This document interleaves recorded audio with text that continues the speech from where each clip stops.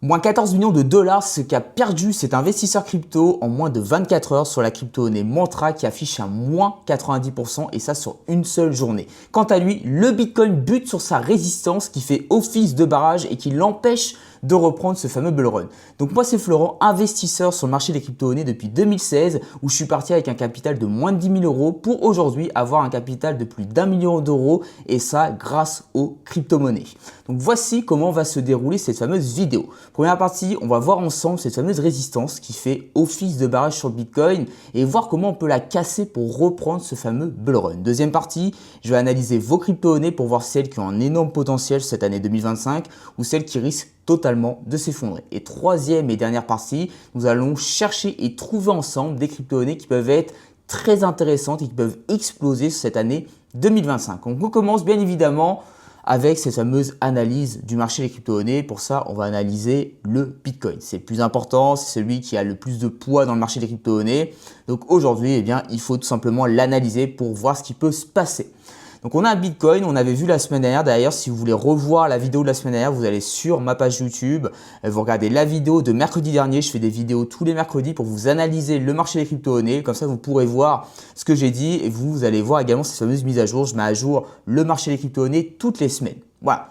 On fait depuis 3 mois qu'on voit, même 2 mois, qu'on voit un Bitcoin qui est baissier en fait à court terme et à moyen terme également.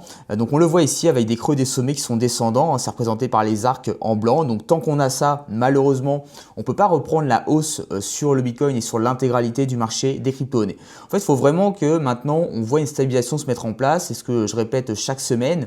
Et j'avais pu tracer cette droite de tendance baissière qu'on voit ici en bleu qui faisait vraiment office de barrage. Et j'avais dit qu'il fallait absolument repasser derrière ces droites de tendance baissière pour potentiellement se dire ok, on va mettre fin à cette fameuse tendance baissière qu'on a depuis déjà 2-3 mois et on va commencer à mettre en place une stabilisation. C'est-à-dire qu'on va avoir des acheteurs qui vont commencer à reprendre un petit peu le contrôle sur les vendeurs ou du moins qui vont se manifester et qui vont dire écoutez les gars, c'est bon, nous on est là, on met fin à votre tendance baissière. Et c'est parti, on reprogramme une stabilisation. Parce que voilà, ça ne peut pas grimper d'un coup.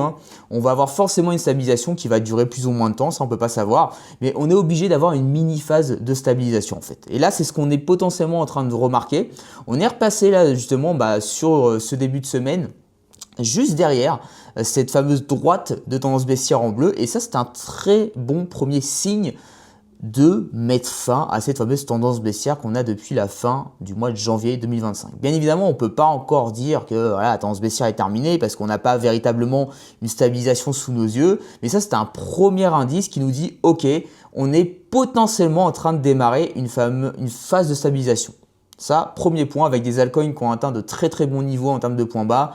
Donc ça paraît pas déconnant non plus.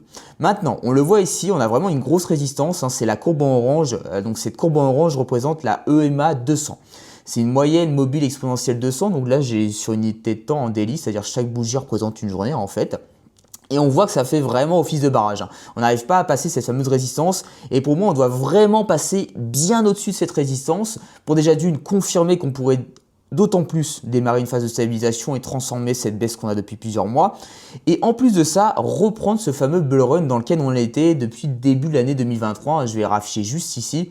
Mais bon, le bull run, le mouvement haussier, il n'est pas là depuis le début de l'année 2024 ou mi-2024. Il est là depuis 2023. Ça monte depuis 2023, faut pas l'oublier. Ça monte pas que depuis ici. Ok, les gens sont arrivés majoritairement en 2024, mais depuis début 2023, ici, le Bitcoin est en train de monter. Voilà, donc ça, faut pas l'oublier également. Et donc, faut vraiment qu'on passe cette fameuse EMA 200 qui sert de résistance ici. Donc ça, c'est un premier point. Et par contre, il y a une troisième chose que je vais vous dire et qui est très important.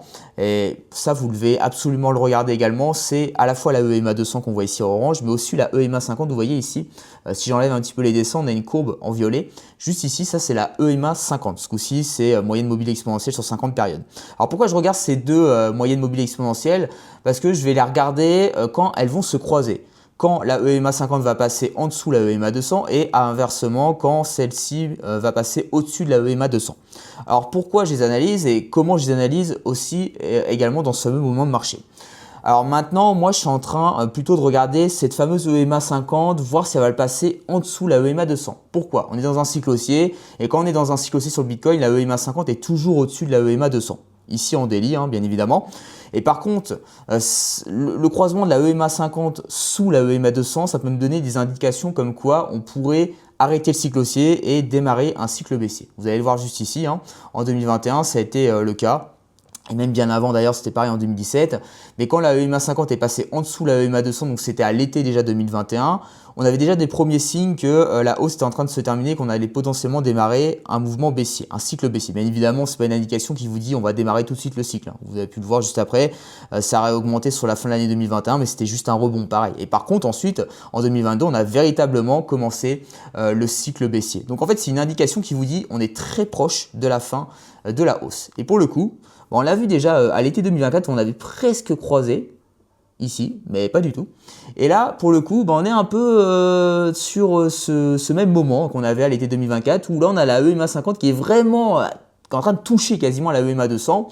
Et donc, on va voir ce qui va se passer, mais tant que la EMA 50 reste au-dessus de la EMA 200, c'est bon, le cycle haussier peut continuer, on n'est pas si proche que ça de la fin du cycle haussier. Voilà, donc c'est ce qu'on va regarder là durant les prochaines semaines, voir comment ça se passe, mais c'est une indication qui peut en dire beaucoup sur ce qui peut se passer ensuite sur 6 mois par exemple, ou même en moins d'1 an.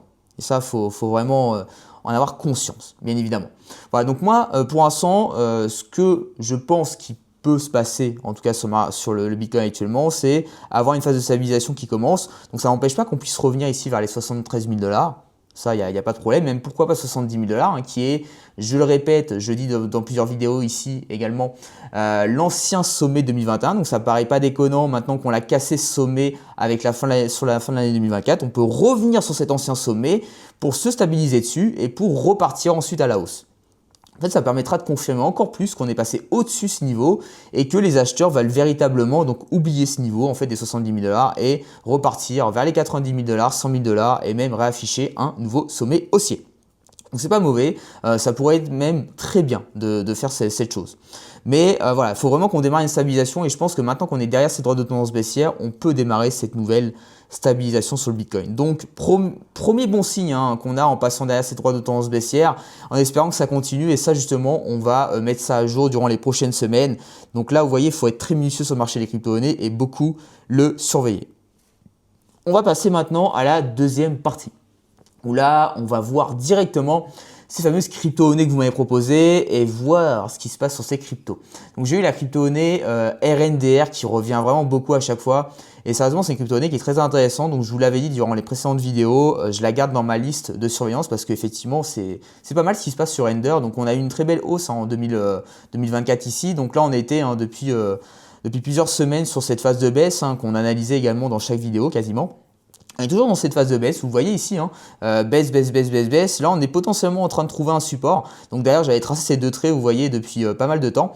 Et je vous avais dit qu'en fin de compte, voilà, si on gardait cette zone de support ici qui est matérialisée entre ces deux traits blancs, c'était bon sur RNDR. Donc c'est ce qu'on est en train de faire. On est en train de trouver vraiment un support. C'est pour ça que j'ai marqué support OK juste ici. Et maintenant, ce qu'on veut véritablement voir, c'est une stabilisation se mettre en place. Vous voyez, baisse OK. C'est comme sur le Bitcoin en fait, hein, parce qu'on ne repart pas comme ça à la hausse, hein, pas du tout. Donc ça ne sert à rien de se précipiter. Au contraire, ça se stabilise. Et c'est pour ça qu'il faut être patient sur les marchés financiers et que beaucoup perdent de l'argent parce qu'ils sont impatients.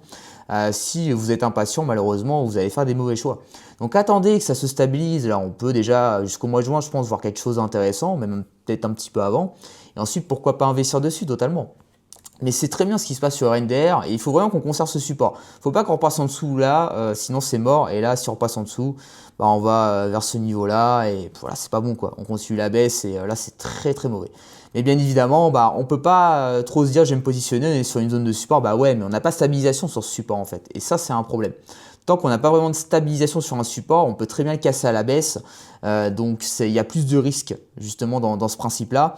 Donc autant attendre un petit peu que ça se stabilise pour avoir largement moins de risques. On peut transformer un 50% de risque en même pas en 20% de risque, vous voyez. Juste avec une stabilisation en fait. Et des structures ensuite, hein, d'autres conditions d'achat qui vont se montrer dans cette stabilisation et nous dire ok, on a plus de chances d'augmenter que de baisser en fait, tout simplement.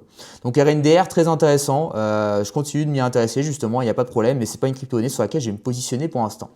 Flux également, c'est une crypto-monnaie qu'on analyse depuis un moment. J'étais pas revenu dessus depuis quelques vidéos déjà. Vous voyez, j'ai marqué les acheteurs ont abandonné, donc je vais les expliquer pourquoi j'ai mis ça. Donc pareil, un weekly, pourquoi? Parce qu'on a beaucoup de graphiques, donc ça me dérange pas de regarder sur du weekly. Et là, ce qu'on remarque, c'est que Flux, malheureusement, n'arrive pas à démarrer sa stabilisation. On avait pu mettre ici, vous voyez, j'avais pu tracer déjà ici une stabilisation qui pouvait se mettre en place. C'était vers le mois de février. On avait commencé à l'analyser au mois de février. Malheureusement, cette stabilisation, en fait, elle n'arrive pas sur Flux. Et ça, ça veut dire que la crypto-monnaie est en train de s'effondrer, de s'écrouler. En fait, vous voyez, là, on a pété déjà cette stabilisation qu'on avait mis ici sur Flux. Donc, c'était en septembre 2024, à l'été 2024, qui était bien plus haute que la précédente ici. Donc, ça c'était très positif de voir ça sur Flux. Et par contre, là, on l'a pété, ok. Donc, premier signe que c'est très mauvais déjà de péter une précédente stabilisation. Et en plus de ça, on a même pété la stabilisation qu'on avait sur l'année 2023. À l'été 2023 même, c'était. Donc ça, c'est encore plus mauvais. Ça signifie que derrière, ce qu'ont initié les acheteurs en termes de support et en termes de mouvement pour péter ensuite à la hausse, ils les ont pas défendus ces niveaux. Donc ça veut dire qu'ils sont quasiment plus là, que les vendeurs par contre sont vraiment bien présents et que pour le coup, il y a très peu de chances que cette crypto-monnaie reconnaisse un très bon mouvement haussier comme on a pu l'avoir là juste ici en fin d'année 2023. En 2024, d'ailleurs, on n'a rien eu, assez dommage sur Flux. Mais là, voilà, pour moi, c'est une crypto-monnaie qui est un peu morte. J'aurai rien à faire dessus. Voilà, pour Flux, donc c'est pas une crypto que j'ai gardée dans ma liste de surveillance. Ensuite, on va regarder HBAR. Parce que pour le coup, c'est pas une crypto-monnaie qu'on a déjà analysée, donc ça, très intéressant. Donc j'ai pu voir également que cette crypto est pas mal de ce qu'on voit ici. Donc en fait, vous voyez, on a une bonne stabilisation déjà. Là, c'était pareil.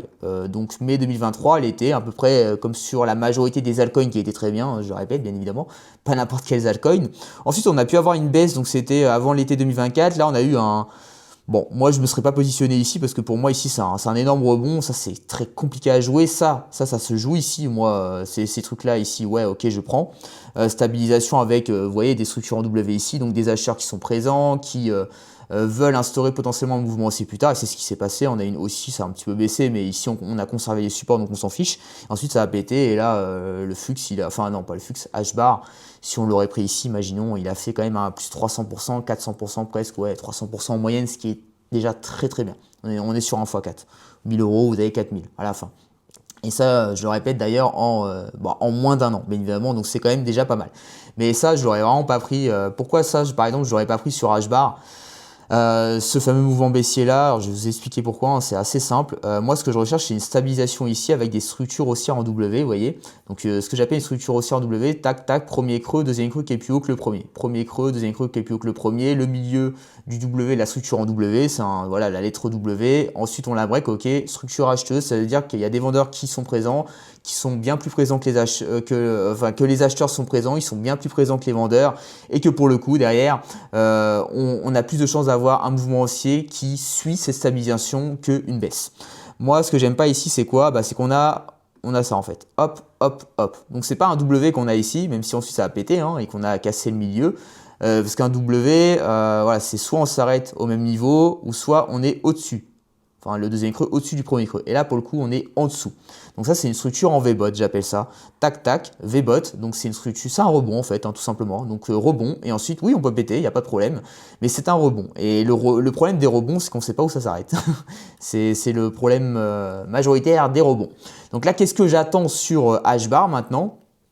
C'est qu'on termine cette baisse qu'on a là, parce qu'on a véritablement une baisse à court moyen terme, ok, comme sur le Bitcoin en fait, et qu'on retrouve une phase de stabilisation comme on avait là. C'est ce qu'on cherche en fait, parce que c'est ce qui vous donnera des chances d'avoir une hausse à la fin. Et plus de chances, c'est même pas des chances, c'est bien plus de chances d'avoir une hausse. Tant qu'on n'a pas ça ici, tant qu'ici on n'a pas par exemple une stabilisation qui se met en place, c'est pas intéressant en fait. Enfin moi ça m'intéresse pas, voilà, parce que parce que pour moi, il y a plus de risques que ça baisse que, en l'occurrence, ça augmente en fait. Vous voyez ?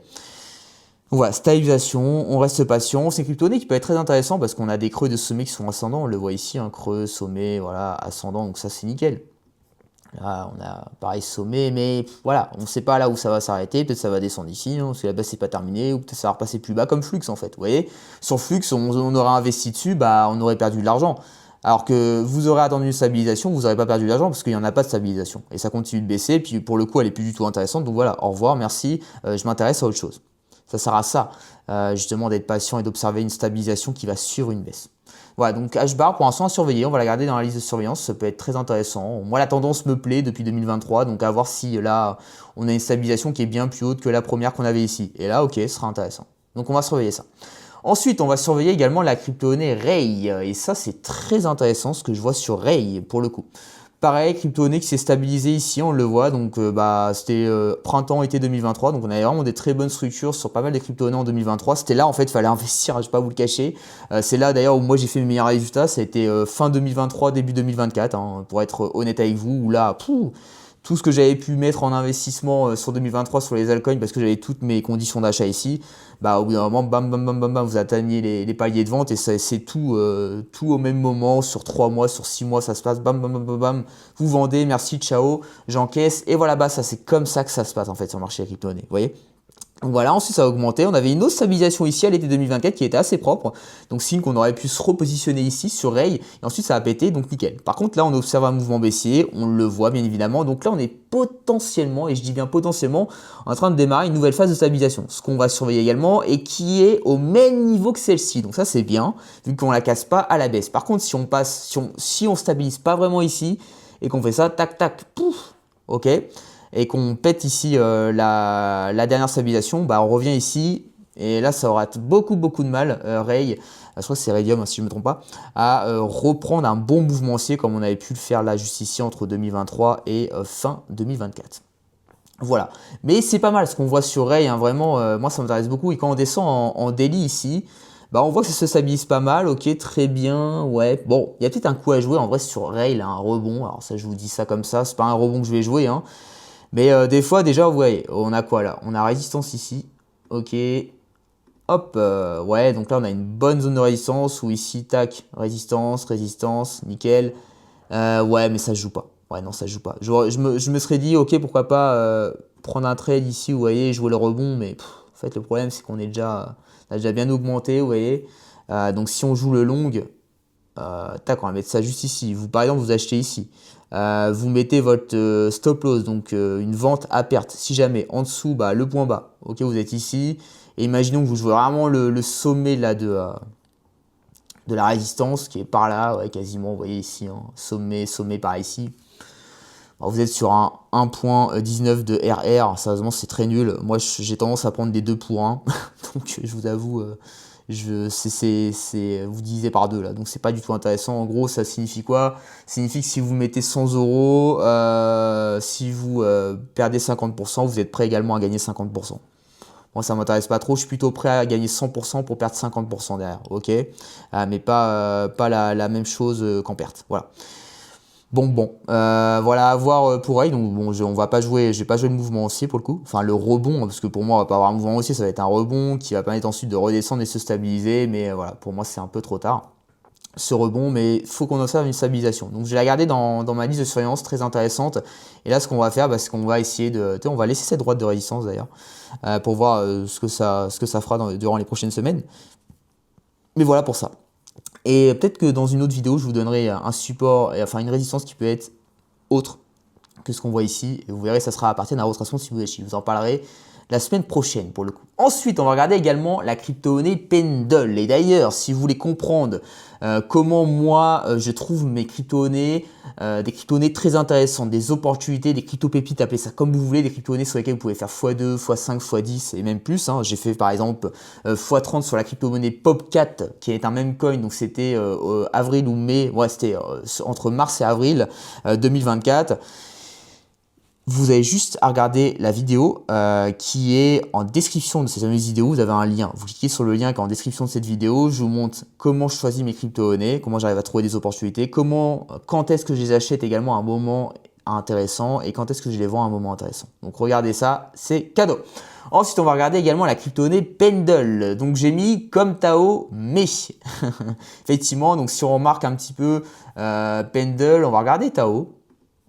On va l'afficher ici. Tao, hop, Tao USDT, vous allez comprendre pourquoi. Tac sur MEXC, nickel. Alors, vous voyez, on a un petit peu la même chose.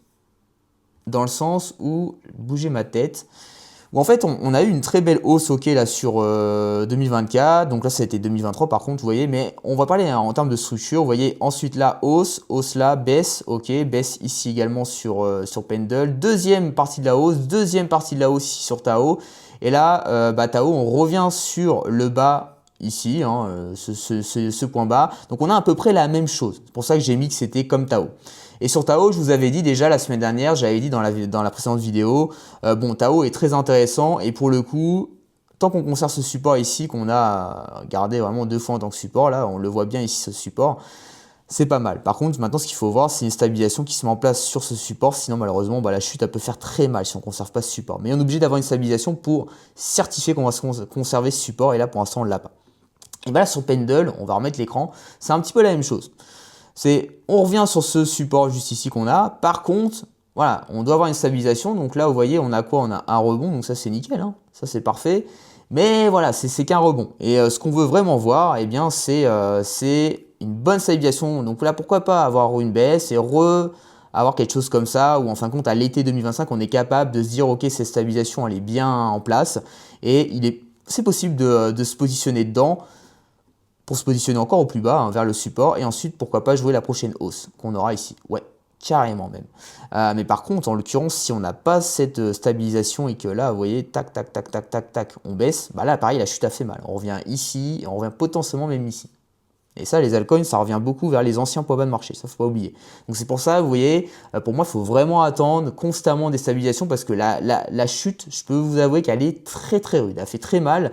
Et à chaque fois, dans la grande majorité des cas, les altcoins, quand ils chutent, mais vraiment à fond, ils reviennent vers leur ancien point bas qu'ils avaient avant la hausse. Et là, vous êtes sur un moins 80, moins 90% de baisse, vous avez que vos yeux pour pleurer, vous savez pas quoi faire, vous gardez ça alors que ça sert à rien de le garder en plus. Donc vous perdez du temps et en plus de ça, vous avez perdu de l'argent. Voilà. Donc voilà, on va vraiment attendre une stabilisation et ça c'est une crypto-monnaie que j'ai gardée dans mon portefeuille. Bon, on a vu vos fameuses cryptos. Maintenant, on va passer à la dernière partie où j'ai recherché bien évidemment à l'avance des crypto-monnaies intéressantes et je vous en représenterai la semaine prochaine. J'attends encore certaines confirmations sur d'autres cryptos, mais je vous parlerai d'autres cryptos d'ailleurs dès la semaine prochaine dans la prochaine vidéo. Là, pour l'instant, j'en ai sélectionné une qui m'intéresse sur 2025 et sérieusement, elle est très résiliente face au mouvement baissier qu'on peut avoir. C'est la crypto-monnaie Plume. Je vous en ai déjà parlé dans les dernières vidéos, déjà dans les 2 dernières si je ne me trompe pas. Et sérieusement, ça se passe super bien sur ces crypto-monnaies Plume. Donc déjà, secteur RWA, ça c'est nickel, ça on aime. Ensuite également, donc c'est une jeune crypto-monnaie comme je les aime. Et j'avais dit également, donc 31 janvier, février, mars, avril. Donc à la fin du mois d'avril. Donc là, on arrive à la fin du mois d'avril. Eh bien, on va pouvoir commencer à s'y intéresser sans doute. Comme je vous l'ai dit, moi, c'est 3 mois. J'attends vraiment 3 mois graphiques sur une crypto-monnaie pour me dire, ok, je vais m'y intéresser, je regarde ce qui se passe dessus, si ça se stabilise comme ça, hop, ok, là, je vais m'y intéresser et je vais peut-être même me positionner dessus parce que j'ai une stabilisation, j'ai une structure acheteuse dedans, même plusieurs. Et pour moi, il y a un intérêt que ça pète à la hausse. Voilà. Donc voilà pourquoi j'aime vraiment ces jeunes cryptos dans le sens où elles n'ont pas connu de cycle haussier en fait. Et donc, forcément que leur premier cycle haussier va être assez important. Sur toutes les crypto-monnaies que vous avez pu voir de 2023-2024, celles qui venaient juste d'apparaître, elles ont connu une hausse très considérable. Généralement, les crypto-monnaies de 2021, tout ça, ça peut réaugmenter, je ne vous dis pas sur un prochain cycle. Hein. Voilà, les vieilles cryptos, j'appelle ça vieilles, mais si c'est pas vieille, mais un petit peu les crypto-monnaies du dernier cycle, elles peuvent réaugmenter, mais ça ne va pas vous faire des performances de ouf en fait. Et c'est un peu le problème. Donc c'est pour ça, être tout le temps à jour sur le marché des crypto-monnaies, savoir ce qui se passe, savoir comment ça fonctionne, savoir quoi rechercher, savoir comment analyser, savoir également quoi acheter, quand l'acheter et quand le vendre, ça va forcément vous aider parce que vous allez avoir de très très bons résultats derrière. Et c'est justement ce que peut vous permettre le marché des crypto-monnaies. Donc faites pas les choses à moitié, faites-les complètement. Et si vous ne savez pas comment faire, comme je vous l'ai dit, le lien dans la description de cette vidéo, vous cliquez dessus, vous regardez, c'est une vidéo de 20-30 minutes, je vous explique tout de A à Z, dans les grandes lignes bien évidemment, il faut vous inscrire et c'est bon. Et si vous souhaitez aller plus loin, on pourra d'ailleurs en parler un petit peu plus de vous à moi en privé et il n'y aura pas de problème. Bref, donc voilà, c'est ce que je vais attendre sur Plume et pour moi, ça peut faire partie des très très bonnes crypto-monnaies sur 2025, mais bon, je ne peux pas vous le certifier, je n'ai pas encore investi dessus parce que je n'ai pas ce qu'il me faut, donc j'attends vraiment mes conditions et ensuite j'investirai dessus. Voilà, bon, c'en est tout pour cette fameuse analyse du marché des crypto-monnaies. On se retrouve la semaine prochaine et mettez-moi en commentaire les crypto-monnaies que vous voulez que j'analyse. On se dit à la semaine pro, ciao!